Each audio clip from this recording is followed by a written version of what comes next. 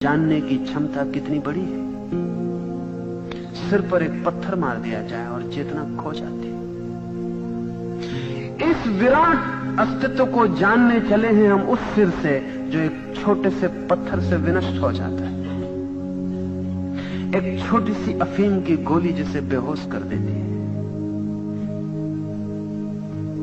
जानने की तो बात, और एक जरा सा इंजेक्शन जिसे जीवन के पार हटा देता है। एक छुरी छाती में घुस जाती है और जीवन तिरोहित हो जाता है। इस अत्यल्प शक्ति से हम जानने चले हैं इस विराट को। धर्म कहता है हम नहीं जान सकेंगे, और धर्म का कहना वैज्ञानिक मालूम पड़ता है, तर्क संगत मालूम पड़ता है। क्षमता कितनी है हमारी जानने की। फिर इस जानने को भी अगर हम और थोड़े गौर से देखें तो बच्चा मां के पेट में 9 महीने बिल्कुल बेहोश होता है, कुछ भी नहीं जानता। पैदा होता है तो 22 घंटे सोता है, 20 घंटे सोता है, 18 घंटे सोता रहता है। बड़ा भी हो जाता है तो भी हम अगर 60 साल जिंदा रहें तो 20 साल सोते, तब हम कुछ नहीं जानते, बेहोश पड़े रहते। बाकी जो 40 साल हम सोचते हैं कि हम जानने की अवस्था में होते हैं, अगर उसमें भी खोजबीन करने जाएं तो 40 क्षण भी अगर मिल जाएं जानने के तो बहुत है। वो भी नींद में ही गुजरता है वक्त, वो भी नींद में ही गुजरता है वक्त। जानने के लिए जितना होश चाहिए वो एक क्षण को भी हम नहीं जुटा पाते, बेहोशी में ही हम सरकते हैं। इस बेहोश चित्त से, इस नींद से भरे चित्त से विराट को जानने हम चलते हैं। अगर आपसे कहा जाए कि इस दिए की लौ पर 5 मिनट ध्यानपूर्वक रुके रहें कि आपका मन और कहीं ना जाए, 5 मिनट ये दिए की लौ ही आपके लिए एकमात्र अस्तित्व रह जाए, तो आपको पता चलेगा कि कितना कठिन। 5 मिनट इस दिए की लौ को भी सतत नहीं जाना जा सकता। बीच में 1000 बाधाएं आ जाती, 1000 विचार आ जाते हैं, झपकी आ जाती है, मन कहीं और चला जाता है। एक क्षण को दिए की लौ भूल जाती है, कुछ और स्वप्न साकार हो जाता है। 5 मिनट दिए की लौ को सतत नहीं जाना जा सकता, तो इस विराट जीवन के विस्तार को जो अनादि और अनंत फैला हुआ है, उसे जानने की कहां से क्षमता जुटाएंगे, कैसे? फिर मैं आज हूं, कल नहीं था, कल फिर नहीं हो जाऊंगा, और ये अनंत विस्तार सदा से है और सदा रहेगा। मैं नहीं था तब भी था, मैं नहीं रहूंगा तब भी होगा। इस सबको मैं कैसे जानूंगा? मेरा होना इतना क्षणिक है। एक लहर छलांग लगाती है आकाश में और सोचती है उस बीच कि सागर को जान लूं।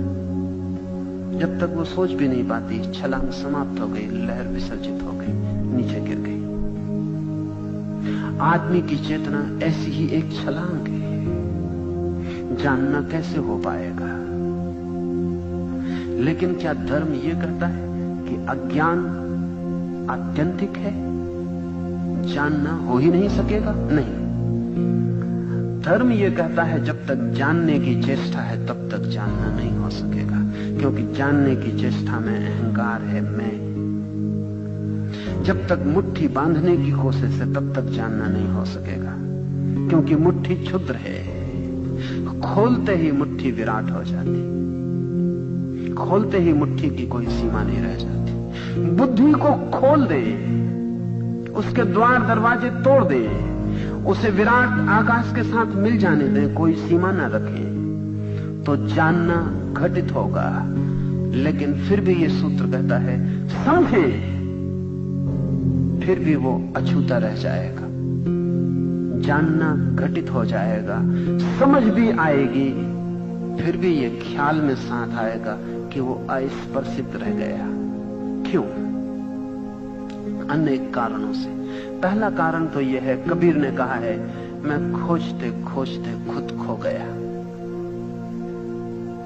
खोजने की प्रक्रिया ऐसी है कि उसमें खोजने वाला मिट जाता है। तो जब खोजने वाला मिट जाएगा तो छुएगा कौन? स्पर्श किससे होगा? यह बड़ी अद्भुत घटना है कि कभी भी कोई साधक का ईश्वर से मिलन नहीं हो पाया, होगा भी नहीं कभी। क्योंकि जब ईश्वर सामने होता है तो साधक खो जाता है, और जब तक साधक होता है तब तक ईश्वर सामने नहीं होता। साधक की जो होने की व्यवस्था है, अहंकार में, वही तो बाधा है। निकोदेमस ने जीसस से जाके पूछा कि मैं क्या छोड़ दूं कि मैं परमात्मा को पा लूं? तो जीसस ने कहा और कुछ छोड़ने से नहीं चलेगा, निकोडेमस को ही छोड़ना पड़े, तुझे स्वयं को ही छोड़ना पड़े। निकोडेमस ने कहा और सब तो मैं छोड़ सकता हूं, लेकिन स्वयं को कैसे छोड़ूंगा? और सब तो मैं छोड़ के भाग सकता हूं, लेकिन स्वयं को छोड़कर कहां भागूंगा? मैं तो अपने साथ ही पहुंच जाऊंगा। तो जीसस ने कहा वही कला सीखनी पड़ेगी जिस दिन तू भागे और निकोडेमस पीछे रह जाए।